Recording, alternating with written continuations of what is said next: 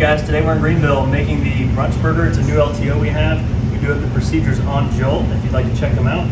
So I'm going to start by making this potato top mix.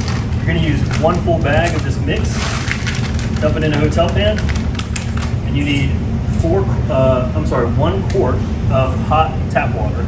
We're going to pour that right in. Now we're going to just mix this thoroughly.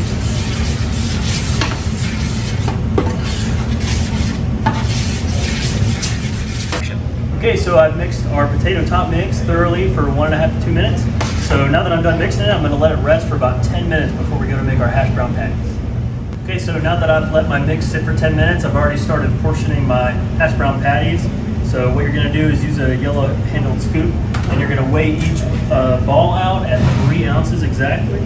And once you have that weighed out, you can take it and put it on a baking pan with parchment paper. And you're going to use your egg ring just to give you a guide, and you're going to push down and pack it as firm as you can and make sure that it hits the edge of that egg ring. So once you've got it packed firmly and it's all the way spread out, you can just lift up your egg ring, and that's how you make the patties. Now you're going to freeze these in the freezer, and once they completely freeze, you can put plastic wrap.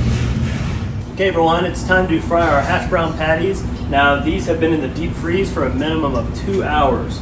They're going to be good for 14 days.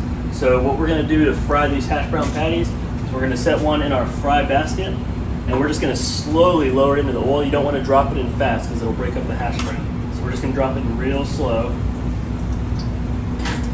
And then you're going to set a 2-minute timer.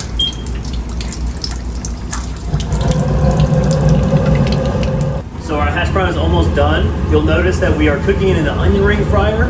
So you want to use your freshest oil to cook these. You never want to use your other 2 fryers. And what we're going to do when this timer goes off is we're going to pick it up into a saving egg and use our tongs. Now our hash brown patties have been refrozen, so we don't want to cook the hash brown patties small. So I'm going to let that drain for about 5 seconds or so before I put it in my saving egg. Then you're going to use your tongs and drop that into a saving egg. And now we're ready to serve it on our brunch burger.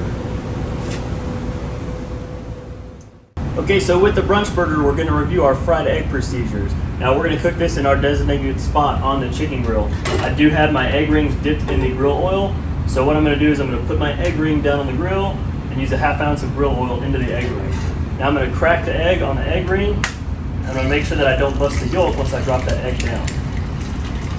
So now that I'm going to throw my eggshell away, we're going to cook it for 2 minutes on one side and then flip it and cook it for 1 more minute. Okay, so we cooked for 2 minutes on one side. Now I'm going to remove my egg ring and I'm going to flip the egg. You want to use a nice flat or beveled spatula so you can get all the way into the egg. You don't want to bust the yolk while you flip it. So I'm going to lift my egg ring off. I'm going to get under it all the way, and I'm just going to flip it over. And we're cooking for 1 more minute. All right, our 1 minute on the other side is finished. So we're going to pick this up and put it in a fry boat. It's better to slide it in instead of flipping it in because the bottom right now is our presentation side. So there's a fried egg for you.